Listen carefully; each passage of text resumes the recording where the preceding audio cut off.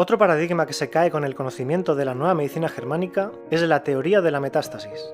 Muchas personas que han tenido un diagnóstico de cáncer y se han sometido a los diversos tratamientos que ofrece la medicina oficial, quimioterapia, radioterapia, amputación, presentan nuevos cánceres después de un tiempo y les anuncian: lo sentimos, el cáncer se ha esparcido por todo el cuerpo.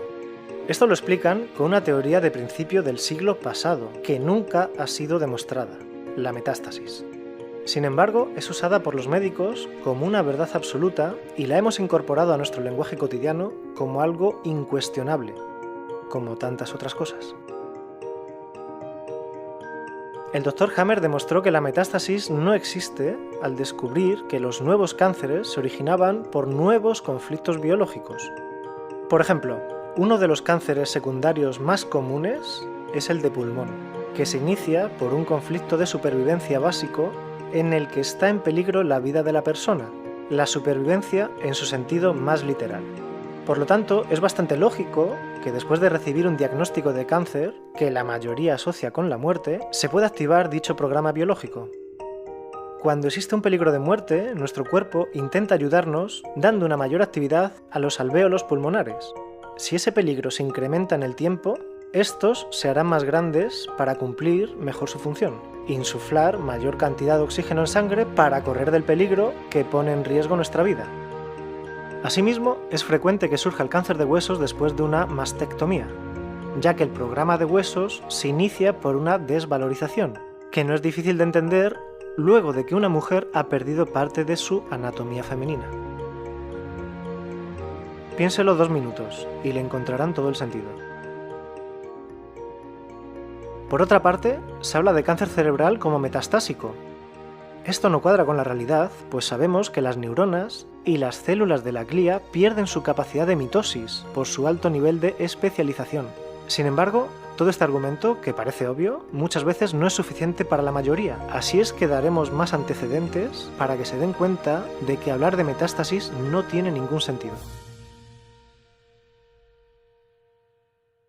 La definición de metástasis, según el Instituto Nacional de Cáncer de Estados Unidos, dice: diseminación del cáncer de una parte del cuerpo en donde se formó originalmente a otra parte del cuerpo.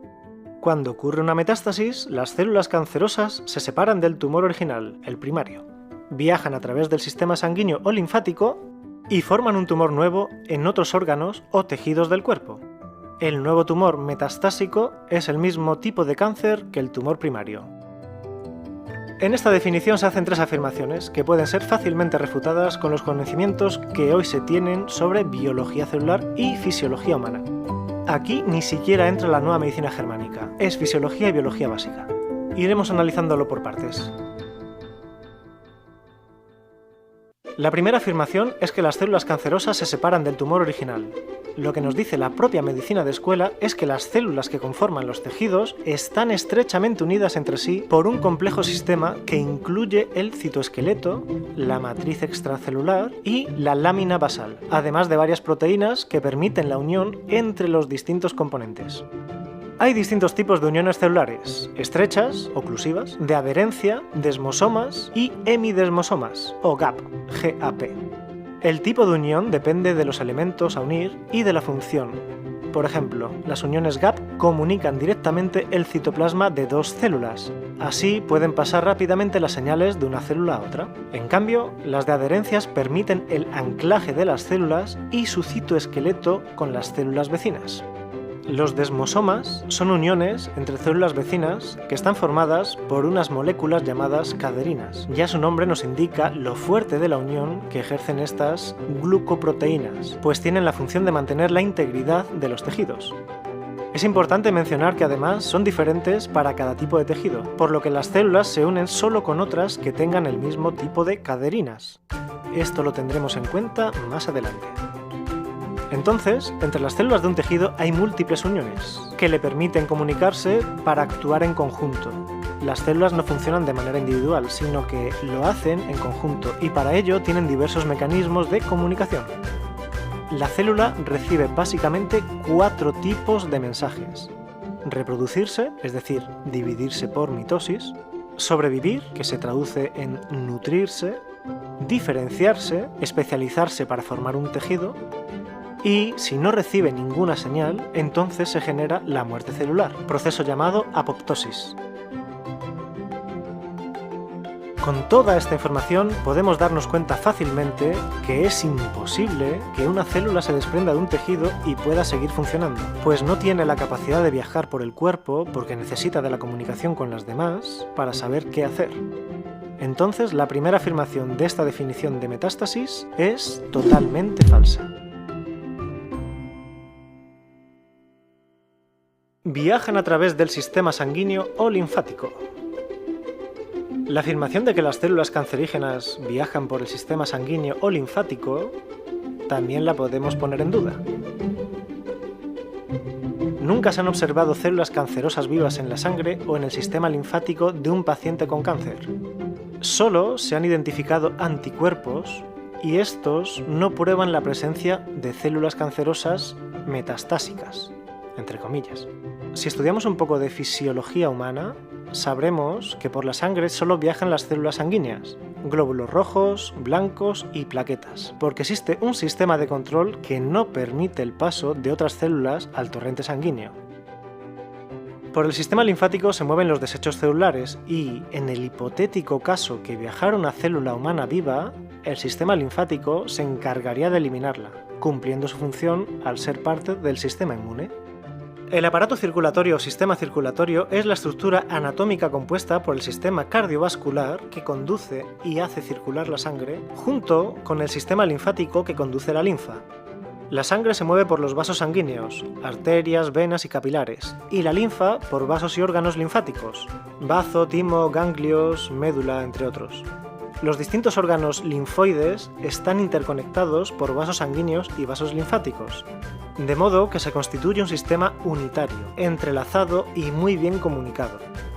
Estos vasos transportan células del sistema inmunitario, de las cuales el tipo central es el linfocito. La función principal del aparato circulatorio es la de pasar nutrientes a las células del cuerpo, tales como aminoácidos, electrolitos y linfa, gases, hormonas, células sanguíneas, entre otros. Recoger los desechos metabólicos que se han de eliminar después por los riñones, en la orina, y por el aire exhalado en los pulmones, rico en dióxido de carbono, CO2. Además, defiende al cuerpo de elementos extraños. Ayuda a estabilizar la temperatura y el pH para poder mantener la homeostasis. Bien, ¿cómo podría entonces una célula que se ha desprendido de un tejido pasar por la sangre o la linfa sin que fuera detectada por el sistema linfático? Inmediatamente sería identificada como un agente extraño y las células especializadas se encargarían de eliminarlo. Es decir, la célula, ya estuviera viva o muerta, sería fagocitada por ser un cuerpo extraño al estar en un lugar inadecuado. Por lo tanto, la segunda afirmación de esta definición tampoco tiene sustento biológico. Y forman un tumor nuevo en otros órganos o tejidos del cuerpo. El nuevo tumor metastásico es el mismo tipo de cáncer que el tumor primario. Según esta teoría, la hipotética célula que llegara a otra parte del cuerpo formaría un cáncer del mismo tipo. Es decir, si es de mama y llega al hígado, formará células de mama. Claro que primero se tienen que adherir al nuevo órgano o tejido conquistado. Como dijimos antes, si una célula cualquiera no recibe señales del medio, se autoelimina, pues necesita de la interacción con otras células, y para eso debe estar unida a las células adyacentes y compartir una función común o complementaria. Pero ya sabemos que para unirse necesita de las caderinas, que son específicas para cada tipo de tejido, por lo que no se puede unir una célula a otro tejido que requiere caderinas diferentes. Suponiendo que esta célula sí logra unirse al nuevo tejido, como viene de otro órgano o tejido, ya es una célula diferenciada. Es decir, no es una célula totipotencial o madre, sino que tienen funciones específicas. El proceso de diferenciación celular es un proceso irreversible. Esto es, como una célula se especializa para formar un órgano o tejido, ya no puede volver al estado inicial. No hay vuelta atrás. Por lo que una célula de colon no puede transformarse en una de pulmón, ni en una célula nerviosa, sino que siempre será una célula de colon. Entonces, ¿cómo explicaría la medicina oficial que una célula ya diferenciada comienza a unirse a otras con las cuales no comparte una información común? ¿Cómo puede comunicarse, nutrirse, dividirse si no recibe ninguna señal del entorno? Nos dirán, está descontrolada, algo falló en el sistema, la biología comete errores.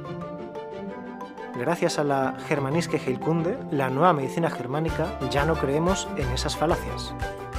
Así pues, queda demostrada la falsedad de la teoría de la metástasis.